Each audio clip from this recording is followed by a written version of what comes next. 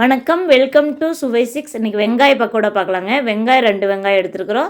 கடல மாவு 5 ஸ்பூனு, அரிசி மாவு 2 ஸ்பூனு, மிளகாத்தூள் 1 ஸ்பூனு, கருவேப்பில், சமையல் சோடா எடுத்துருக்கேங்க. அவ்வளோ சமையல் சோடா கொஞ்சமாக பிசைஞ்சுக்கிட்டு அப்படியே கிள்ளி விட்டால் போதும். அப்படியே உதிர்த்து விடணுங்க.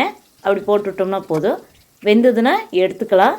மறுபடியும் இதை எடுத்துகிட்டு மறுபடியும் ஒருக்கா போட்டு வேக வச்சுக்கலாம். அப்போ இப்போ எடுத்து வச்சுருக்கிறதையும் சேர்த்து அதிலே போட்டு நல்லா கிறிஸ்பாக வறுபட்டு வந்ததுக்கப்புறம் எடுத்தோம்னா போதும். சூப்பராக இருக்குங்க. அட்டகாசமான டேஸ்ட்டில் இருந்தது வெங்காய பக்கோடா.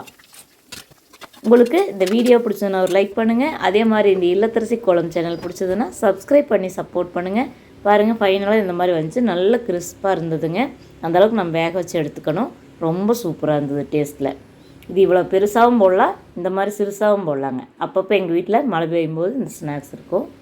நல்லா இருக்குங்க. சூப்பராக இருக்கும். தேங்க்யூ.